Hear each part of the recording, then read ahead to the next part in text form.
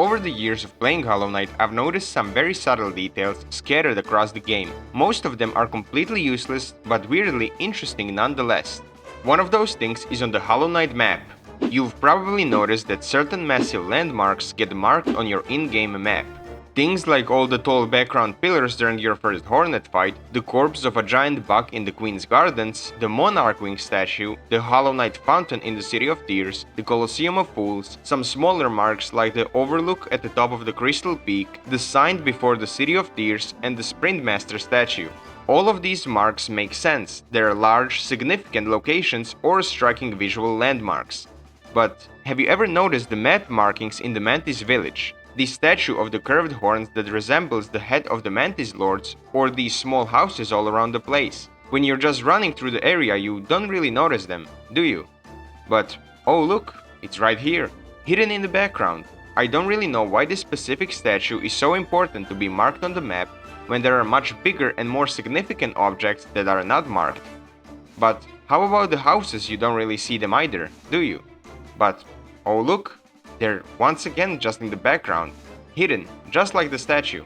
And speaking of the Mantis village houses, here's something else that's easy to miss. Only adult mantises live in the wooden huts. The younger mantises actually sleep in the hammocks that hang from the ceiling. But as they grow up, they lose their ability to fly and the hammocks become much harder to reach, so they start using the grounded wooden huts instead. It's a small detail, but a cool piece of environmental storytelling. Another fun fact about the fungal waste is that there is a certain enemy called the Fungoon. You might have seen him and might have asked yourself, why is he called the Fungoon? Well, it's because he's fun-shaped, see how he's all round with his little stubby legs. And he also likes to goon. While still on the subject of maps and Cornifer, did you ever wonder how did Cornifer get to the Kingdom's Edge? There are multiple ways we can get there, through the City of Tears, by using the tram, and from the small overhang near the elevator. But Cornifer doesn't seem to have mapped any of these areas between the Kingdom's Edge and the City of Tears. Instead, we find him tucked away inside a random pipe. So, did he just skip everything in between? Did he stumble across a secret entrance through the waterways? Or did he just decide that the rest of the journey through the City of Tears wasn't worth drawing out? No one knows, but it's one of those odd map mysteries that still linger. While in the White Palace, you might have encountered this creature. His name is the Winged Mold, and he has an astounding health bar of 999, which is one of the highest health pools in the game. Now normally, you can't kill them. If they take any damage, they immediately become invincible and heal back to full health. But if you increase your nail damage with certain mechanics to do more than 999 damage, you can kill it. Once killed, infection-colored cloud emits from their bodies, even though they are not supposed to be infected, and a crawled corpse drops, probably a placeholder since we were never meant to see this creature die. Oh, and you get 2 geo for your effort. Totally worth it. Here is another interesting thing. Did you know you can't break lifeblood cocoons with Sharp Shadow, but you can kill life seeds with it, but they will not give you any lifeblood masks.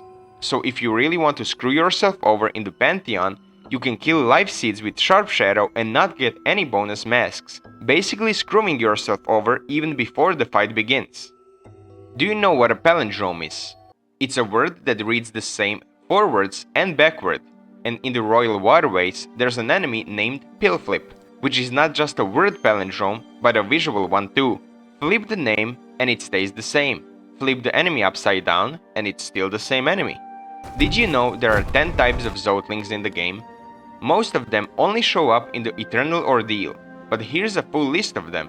Zotling the Mighty, Winged Zotling, Hopping Zotling, Heavy Zotling, Turret Zotling, Lanky Zotling, Head of Zotling, Volatile Zotling, Faluke Zotling, and Zot's Curse.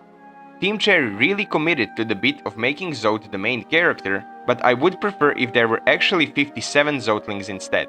While playing Hollow Knight, did you ever question if something is warm or cold? I mean, you don't really see people struggling with temperature in Hallownest. We know there is wind, so that might be somewhat chilly, and the acid that we see might be somewhat hot, but the only thing we know for sure is cold is the pale ore. Its description reads, rare pale metal that emanates an icy chill. And considering that the pale ore is tied to the pale beings and the pale king himself, This being confirmed by the creators of the game, it might suggest that areas like the White Palace and the White Lady's Room are also called. If I asked you if there are machines in Hollow Knight, you might instinctively say no. It's a fantasy bug world after all. But look again. There are conveyor belts, tram systems, mysterious engine-like contraptions, and even robots. Sure, they all run on soul energy or some magical crystals, but that doesn't mean they're not machines. It just means that their fuel source is magical. There's some real steampunk magic tech going on here, and it's easy to overlook. Another short fact that is pretty well known but still interesting is that even before Millabel the banker scams you, every summonable companion like the Grim Child or Weaverlings will attack her immediately, preventing you from conversing with her and getting scammed. Good bugs. Ever noticed that in the Hive there are no corpses lying around except the Hive Knight if you killed him? Almost every other region in the game has dead bugs scattered across the background, but in the Hive it is pristine and clean. That's because the Hive creatures already operated under a hive mind, so when the Radiance's infection came about, they didn't start mass slaughtering each other like the other bugs did. Do you know those long floating bug creatures in the background of the Queen's Gardens and the Green Path? They're called Aluba. Normally, you can't hit them, except in two places, above the Lake of Un and outside the White Lady's cocoon. But did you know that you can dreamnail these creatures and they actually have dreamnail dialogue? This is a bit strange since under normal circumstances you wouldn't be able to dreamnail these enemies, but with cheats, we can do it. They say things like light, danger, possibly referring to the Radiance, scared, pain, kill, hurt. This tells us that they are not just mindless background creatures, they're actually sentient, and they are possibly afraid and aware of the Radiance. And finally, let's talk about what almost made it into the game. We all passed through Dirtmount, the last town in Hallownest. But did you know originally there were supposed to be other villages like it?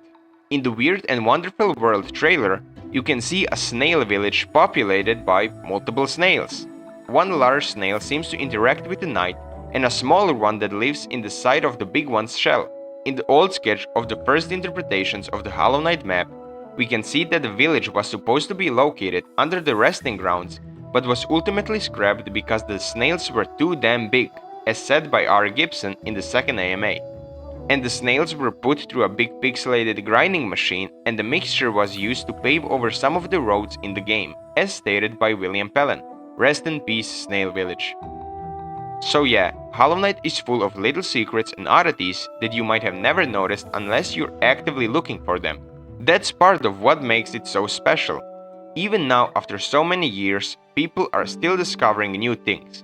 If you enjoyed the video, feel free to leave a like and maybe share a strange detail you found in the game in the comments. But for now, thanks for watching and I'll see you all next time.